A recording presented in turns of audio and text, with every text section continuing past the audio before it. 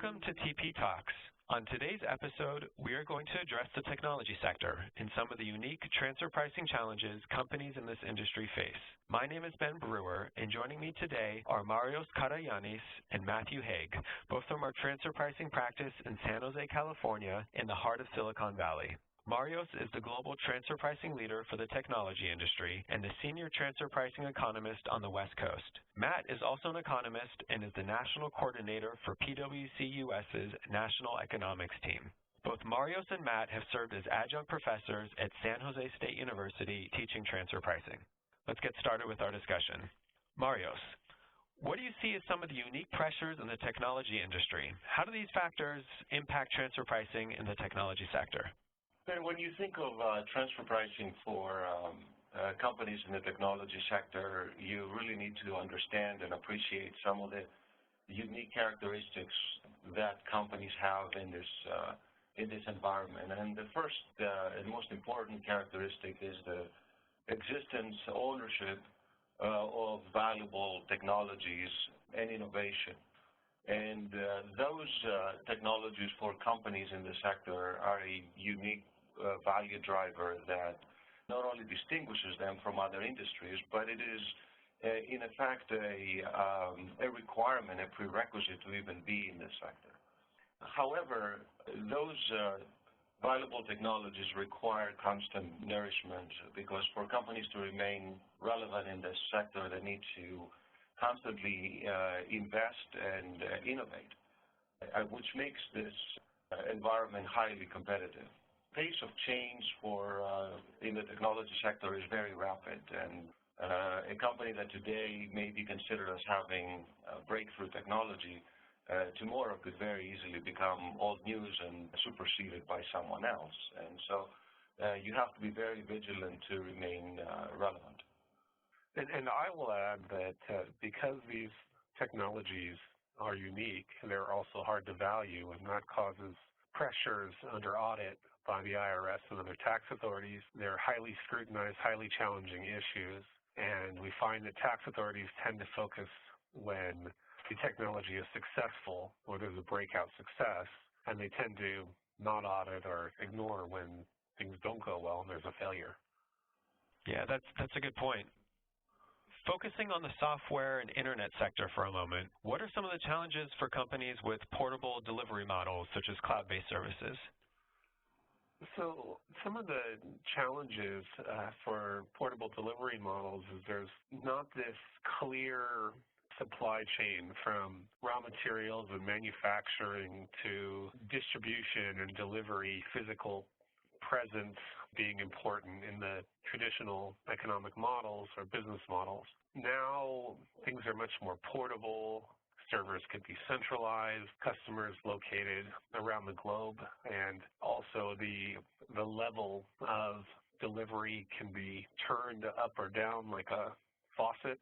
So this leads to particular challenges for tax authorities and what's an appropriate way to tax these models, while of course not wanting to stifle the innovation. So this is a challenging task for authorities.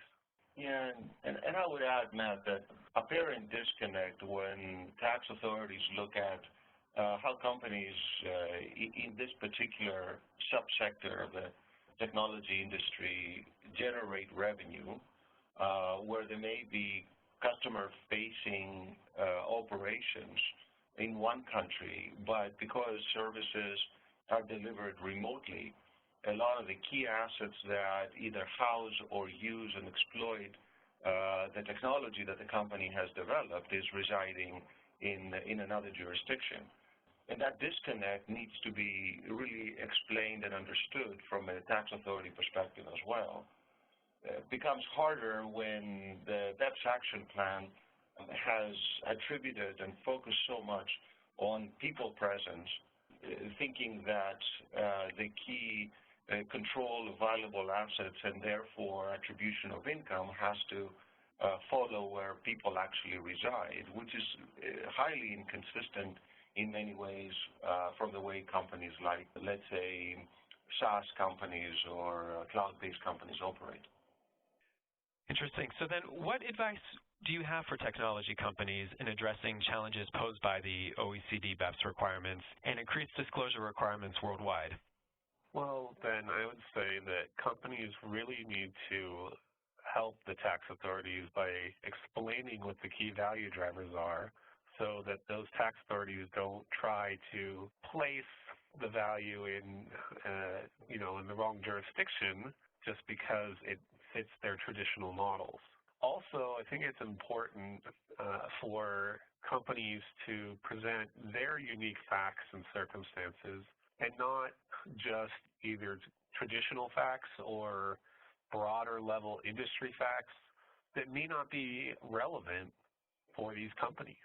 Some of these companies have subsectors that are different from the broader sector.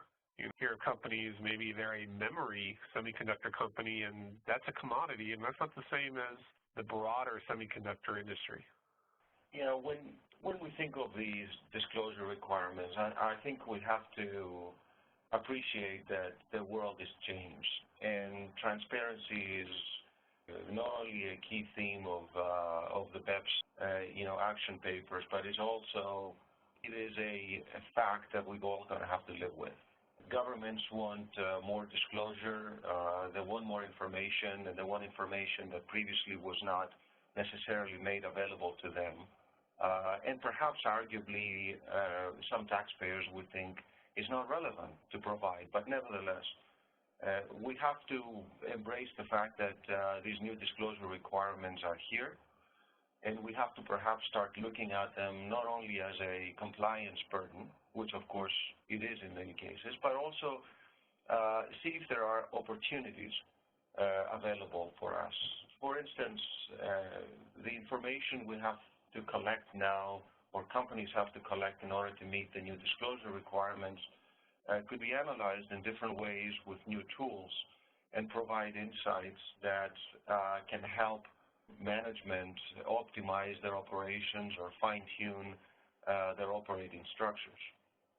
Also, in putting together the new documentation that is required, there is an opportunity for companies and tax departments to tell the story about who they are and why they operate the way they do and what's important for them as a business in their own words, in a more comprehensive manner, knowing that that story will be read by tax authorities throughout the world. And in some situations, that documentation can also extend from being a simple compliance requirement to creating a framework for audit defense in the future. Marios, how do you anticipate pending U.S. tax reform is likely to impact technology companies and their intercompany transactions? Well, that is a million-dollar question, isn't it? Everyone is looking at pending tax reform with keen interest and is trying to understand what that means for them and for the economy at large. The reality is we won't really know until we see exactly what type of tax reform we get, but also the timing of any new changes in tax law or new provisions are enacted, as well as any transition rules that are going to be put in place. The one thing that's fairly clear in my mind is that the tax reform will affect companies in different ways. And even when you think of companies within the technology sector, you're likely to find that there will be differential impact from one company to another. I'll give you an example. If you are say a semiconductor company that relies heavily on manufacturing assets in order to produce and sell your products and make use of your technology, you might be affected very differently from certain types of tax reform than if you are a fabless semiconductor company, for instance. And even then, the impact could be very different on an internet-based company or a cloud-based company that operates in a more virtual environment.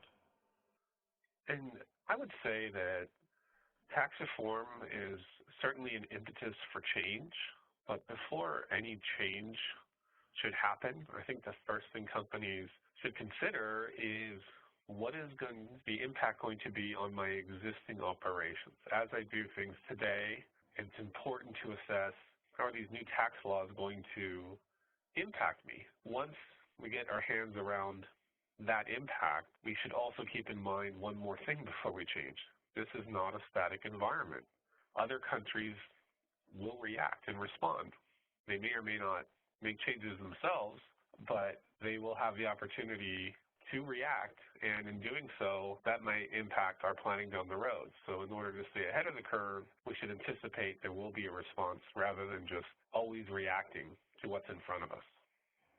Thank you both for that very interesting discussion. If you would like to contact either Marios or Matt, their email addresses are provided in the description of this podcast episode.